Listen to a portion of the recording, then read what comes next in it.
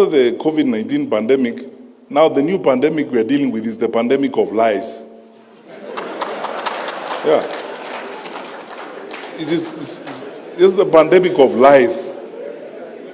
You know, people stand up and they say things that they think make sense. You know, I've been looking at politicians, and fortunately I have the opportunity of having served in cabinet. I know how a budget is drawn, and I know how much money we have in our resources to draw a budget. When a political leader, a national leader tells people, I will put aside 150 billion for market women, I'll put aside 50 billion for boda boda, I'll put aside 100 billion for this. I know how much our budget is and the projected growth of our budget. That time you have not talked about the amount of money that you are taking to counties, you have not talked about transfers for the education sector and so on. Where are you going to get that money to provide that kind of service? You're just lying to those people because you are telling them things they want to hear. And because they won't ask you questions, you just get along with it. You know, when you keep saying there's deep state, who is that? And the people who are using that phrase and complaining are members of the National Security Council. They hold public offices. They tell you they are powerful people. So who is that? You know, this facade and stories that are being coined and being bandied around, just so that people create excuses and they camouflage around things that don't exist to survive, or create excuses and pathways of lying and carrying the public along with them. I want to ask you as church ministers, I am your son, and as a public servant, we have a country to serve. Let us not be victims of some of these lies that you keep hearing around. But things that just don't make sense even to a fool. How will you tell people? Yeah. How will you stand up? I'm asking you. How, Bishop, how will you stand up in public and tell me, who is that? And then you don't even have the courage enough to take a decision and say, okay, because I don't agree with the Attorney General and all these people, me, I'm not going to be party to you. In the morning, you speak like government.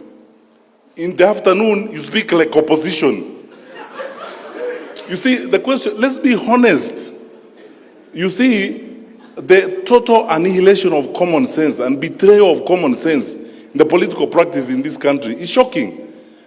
When you tell people about there being who is that? What is that deep state? The Inspector General who seated here? We have passed a constitution that requires us, it's in black and white. You know, even me, if I have to give directions to the Inspector General, the law requires that I put it in writing. And since I became Minister for Interior, I told the nation the other day, I've written 2 such letters, one to Boynet and one to him, to provide policy guidance. And even before I send it, I asked the Attorney General, does it pass muster? The Attorney General says, under the law, you can't do this. So, stop here, let us proceed. Now, how can you turn around in a country of the amount of freedom that we have? Nairobi, for your record, Bishop, Nairobi houses the largest number of foreign correspondents and media houses on this continent. I've challenged people, if you don't think there's freedom in Nairobi, go and report from Addis. Yeah. With all this freedom we have, in a country where the president is insulted liberally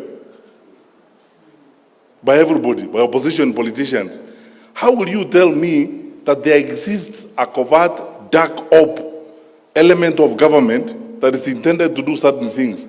When did you last face and scrutinize and excoriate the Minister for Security? I am here to answer questions. Which is this dark side that exists? Where is it? Don't be drawn. I'm telling you, don't be drawn to some of this. You see, we are unfortunate that we have a brand of leaders. I told you earlier that the narrative we need to be discussing about the future of our country is how we handle corruption and how we create an integrity system of managing our country so that the resources God has given us can benefit our children and our children's children. Now, instead of having that conversation, the artists, the political artists who want to avoid that conversation, they come up with all manner of excuses. Oh, there are people who hate me called deep state, and you sit with them daily. So when do they become deep? When they are with you or when they are not with you?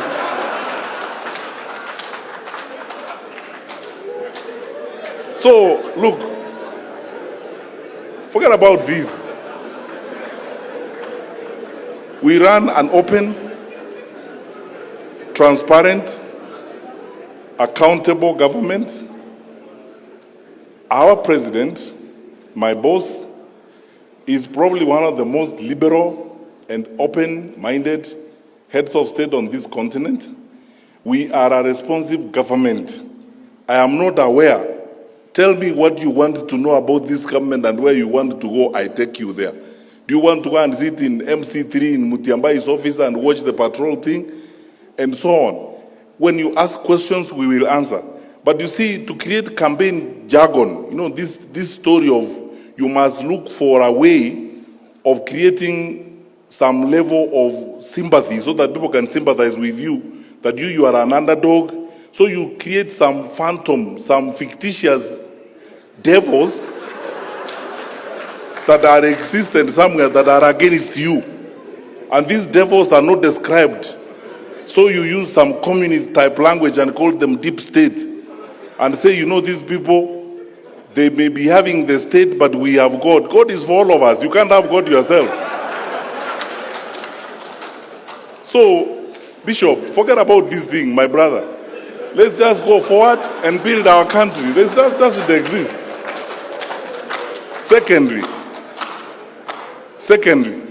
and that's why I say thank you for asking me this question, because I never get this opportunity to respond to these things. So I tell you what I think. I mean, if I wasn't before religious leaders, I would have even used a stronger language. Because this is petty, it's empty, there's nothing, it's hollow. People are just loitering around saying things that don't exist. Let them deal with issues. You know, I keep telling people, these elections are like an interview. You leaders have conducted interviews before, haven't you? So when I come before you, you tell me, Fred, good, you want this job? Yes. Where have you been? I tell you, I was headmaster there, I was this. You ask me, what did you do when you were there? How did you handle the students? What did happen? And so on. People are running around here who have held public responsibilities. They are not accounting for what they did when they were holding those public responsibilities. You are the religious leaders. The story of talents in the New Testament. What did you do with the ones I gave you first before you come for more? Now, yeah. Now they are lying. Yeah.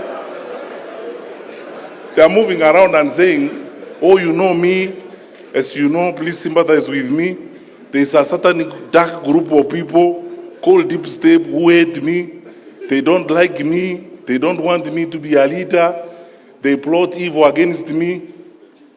You drive public money in that state. You eat food bought by that public state that you are condemning. You live in a house of that state. When does it become deep? And deeper than you?